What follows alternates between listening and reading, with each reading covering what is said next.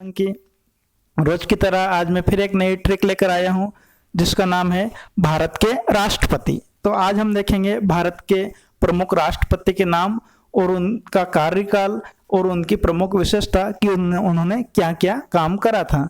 तो आइए देखते हैं, ट्रिक के माध्यम से देखते हैं भारत के राष्ट्रपति के नाम।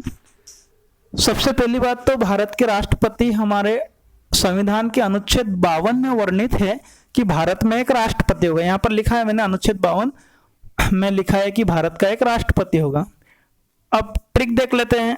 ट्रिक इस प्रकार से है, राजेंद्र राधा जाकिर गिरे, ये यहाँ पर टी लिखा है मतलब यहाँ पर टेम्परेरी है। हिदायत आए वह भी गिरे, अब यहाँ पर ये परमानेंट बन जाएगा, मैं आगे बता दूंगा। और फकरू जत्ती नीलम जेल गए, हिदायत वेंकट शंकर नारायण ने मिसाइल में बैठकर रसोई खाई, तब प्राण आए और बोले हे राम, तब प्राण आए और बोले हे राम। तो इसमें से अब अपन प्रमुख नाम देखेंगे और नाम देखने के बाद में उनके सन भी देखेंगे। सभी अपन याद करेंगे, एक आध बार इसको घर पर पढ़ना, एक बार और मैं पढ़ के सुना देता हूं। राजेंद्र राधा जाकिर गिरे, हिदायतुल्लाह आए वह भी गिरे, फकरू जत्ती नीलम जेल गए, हिदायत वेंकट शंकर नारायण ने मिसाइल में बैठकर रसोई खाई, तब प्राण आए और बोले हे राम। इस प्रकार से हमारी ट्रिक है। तो अब देखते हैं इनका एक एक का कार्यकाल। तो सबसे पहले राजन से डॉक्टर राजेंद्र प्रसाद यह भारत के प्रथम राष्ट्रपति थे और यह 26 जनवरी 1950 को इन्होंने राष्ट्रपति का पदभार संभाल लिया था और 13 मई 1962 तक यह रहे। यह लगातार 2 बार राष्ट्रपति रहे। अभी तक के भारत के इतिहास में लगातार 2 बार राष्ट्रपति पद पर रहने वाले ये एकमात्र व्यक्ति हैं। इनका कार्यकाल 12 वर्षों तक चला और जब इनका कार्यकाल समाप्त हो गया तो 1962 में ही इनको भारत रत्न से सम्मानित किया गया। भारत रत्न भारत का सबसे बड़ा सम्मान है, लेकिन इसकी विशेषता यह है कि इसमें पैसे नहीं दिए जाते, इसमें 1 रुपया भी नहीं दिया जाता, इसमें फैसिलिटी दी जाती है, सुविधाएं दी जाती है। जैसे टैक्स फ्री कर देते हैं, आने जाने की सुविधा फ्री रहती है, कहीं जाते हैं तो एक गेस्ट सीएम के जैसा गेस्ट अतिथि या चीफ गेस्ट अतिथि समझा जाता है। फिर उसके बाद में अगली बात करें तो राधा से डॉक्टर सर्वपल्ली राधाकृष्णन, ये अपने आप में एक बड़ा नाम है, डॉक्टर सर्वपल्ली राधाकृष्णन। मैं आपको जानकारी दे दूं, यहाँ पर सर्वपल्ली जो है ना, ये इनके गांव का नाम है। सर्वपल्ली इनके गांव का नाम है। यह एकमात्र ऐसे व्यक्ति थे जिन्होंने अपने गांव का नाम पहले रखा और अपने गांव का नाम रोशन करा। इनके डॉक्टर सर्वपल्ली राधाकृष्णन, इनका कार्यकाल देखें तो 13 मई 1962 से 13 मई 1967 तक रहा। इनके जन्म दिवस पर 5 सितंबर को शिक्षक दिवस भी मनाया जाता है। ये जो 5 सितंबर को शिक्षक दिवस मनाया जाता है, ये राष्ट्रीय शिक्षक दिवस है। विश्व शिक्षक दिवस 5 अक्टूबर को मनाया जाता है, इस बात को भी कहीं ध्यान रखना। तो सर्वपल्ली राधाकृष्णन ऐसे व्यक्ति हुए हैं जिन्होंने पहले लगातार 2 बार उपराष्ट्रपति का कार्यभार भी संभाला, मतलब ये लगातार 2 बार उपराष्ट्रपति भी रहे, उसके बाद में यह राष्ट्रपति बने। ये भारत के दूसरे राष्ट्रपति है, मैंने इधर नंबरिंग करके लिखी है, ये भारत के दूसरे राष्ट्रपति थे। उसके बाद में आता डॉक्टर जाकिर हुसैन साहब का कार्यकाल 13 मई 1967 से 3 मई 1969 तक रहा। 2 वर्ष तक कार्यकाल रहा और पद पे रहते ही इनका निधन हो गया था।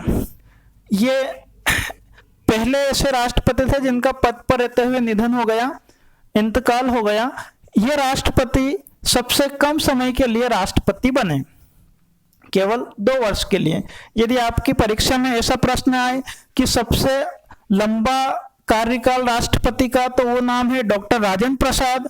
और सबसे छोटा कार्यकाल राष्ट्रपति का, तो वो नाम है डॉक्टर जाकिर हुसैन। आगे बात करें तो जाकिर हुसैन के बाद में वीवी गिरी का नाम आपको 2-3 बार दिखेगा, 2 बार ही दिखेगा विशेषकर। यहाँ पर जब वीवी गिरी आए तो ये वीवी गिरी उपराष्ट्रपति थे। तो संविधान में ऐसा लिखा है कि जब राष्ट्रपति नहीं रहेगा तो उसका काम उपराष्ट्रपति संभालेगा। तो उस नाते वीवी गिरी राष्ट्रपति बने, जो कार्यवाहक रहे थे। मैंने यहाँ पर कार्यवाहक भी लिखा है, ये इस समय कार्यवाहक रहे थे। 3 मई 1969 से 20 जुलाई 1969 तक ये कार्यवाहक राष्ट्रपति रहे। फिर उसके बाद में ये चुनाव लड़े और चुनाव जीते, और चुनाव जीतने के बाद में 24 अगस्त 1969 से 24 अगस्त 1974 तक ये परमानेंट राष्ट्रपति के रूप में इन्होंने काम करा। ये जो राष्ट्रपति थे ये दूसरे चक्र की मतगणना में जीते थे, विजय प्राप्त हुई थी। मैं कभी टाइम मिलेगा तो आपको बताऊंगा। राष्ट्रपति का चुनाव समानुपातिक प्रतिनिधित्व प्रणाली और एकल संक्रमणी मत पद्धति से होता है। तो उस एकल संक्रमणी मत पद्धति में न्यूनतम कोटा प्राप्त करने के लिए, न्यूनतम कोटा का अर्थ होता है 50% + 1, प्राप्त करने के लिए दूसरी, तीसरी, चौथी ऐसी मतगणना कराई जाती है। तो ये दूसरी मतगणना में जीते थे। फिर इनके बाद में कुछ समय के लिए कार्यवाहक राष्ट्रपति आ गया। तो मैंने उनका नंबरिंग नहीं करा है। जो नंबरिंग करा है वो मुख्य रूप से जो राष्ट्रपति थे उन्हीं के नंबरिंग करे हैं। तो मोहम्मद हिदायतुल्लाह कार्यवाहक राष्ट्रपति आए। मोहम्मद हिदायतुल्लाह का जो कार्यकाल रहा, ये कार्यवाहक के रूप में आए थे। इनका कार्यकाल रहा था 1969 से 24 अगस्त 1969। हुआ क्या था, देखिए समझिए बात को। यदि राष्ट्रपति नहीं रहता है तो राष्ट्रपति का काम उपराष्ट्रपति संभालता है। उपराष्ट्रपति नहीं रहता है तो सर्वोच्च न्यायालय का मुख्य न्यायाधीश राष्ट्रपति का काम संभालता है। तो हमारे राष्ट्रपति जी, ये जो जाकिर हुसैन साहब थे, इनकी डेथ हो गई थी। जाकिर हुसैन साहब की डेथ हो गई थी। तो उसके बाद में यह हुआ कि उपराष्ट्रपति थे हमारे वीवी गिरी साहब। तो वीवी गिरी साहब उपराष्ट्रपति थे तो उनको चुनाव लड़ना था, तो उन्होंने भी त्याग पत्र दे दिया। तो अब राष्ट्रपति भी नहीं रहे, उपराष्ट्रपति भी नहीं रहे। तो उस समय में मोहम्मद हिदायतुल्लाह भारत के मुख्य न्यायाधीश थे, तो उन्होंने कार्यभार संभाला। ये भारत के, ये जो मोहम्मद हिदायतुल्लाह साहब है, इनके पास में बहुत बड़े बड़े रिकॉर्ड हैं। इनके रिकॉर्ड इस प्रकार से हैं। नंबर 1 बात, ये मध्य प्रदेश के मुख्य न्यायाधीश भी रह चुके हैं। नंबर 2 बात, ये भारत के मुख्य न्यायाधीश भी रह चुके हैं। नंबर 3 बात, ये भारत के उपराष्ट्रपति भी रह चुके हैं। नंबर 4 बात, ये भारत के कार्यवाहक राष्ट्रपति भी रह चुके हैं। तो ऐसा करना अपने आप में एक बड़ी बात है। इनके रिकॉर्ड की अभी तक किसी ने बराबरी भी नहीं करी है, तोड़ने की बात तो बहुत दूर है। तो मोहम्मद हिदायतुल्लाह के बाद में अगले हमारे राष्ट्रपति बने फखरुद्दीन अली अहमद। फखरुद्दीन अली अहमद, इनका कार्यकाल 24 अगस्त 1974 से 11 फरवरी 1977 तक रहा। इनके समय में ये रिकॉर्ड है, ये विशेषता है कि सबसे ज्यादा बार अध्यादेश जारी किया। अब अध्यादेश क्या होता है? भारतीय संविधान के अनुच्छेद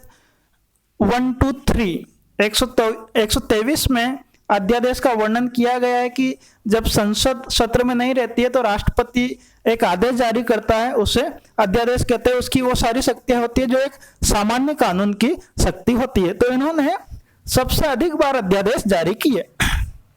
फिर उसके बाद में फखरुद्दीन अली अहमद साहब की अचानक डेथ हो गई थी, तो कार्यवाहक राष्ट्रपति के रूप में बीडी जत्ती ने काम संभाला। ये भी कार्यवाहक रहे। ये रहे 11 फरवरी 1977 से 25 जुलाई 1977 तक। उसके बाद में आ गए नीलम से नीलम संजीव रेड्डी साहब, देखिए 25 जुलाई 1997 से 25 जुलाई 1977 से 25 जुलाई 1982 तक ये कामकाज इन्होंने संभाला। और ये भारत के अब तक के एकमात्र ऐसे राष्ट्रपति रहे जो निर्विरोध चुने गए। निर्विरोध का मतलब उनके सामने कोई खड़ा नहीं हुआ था।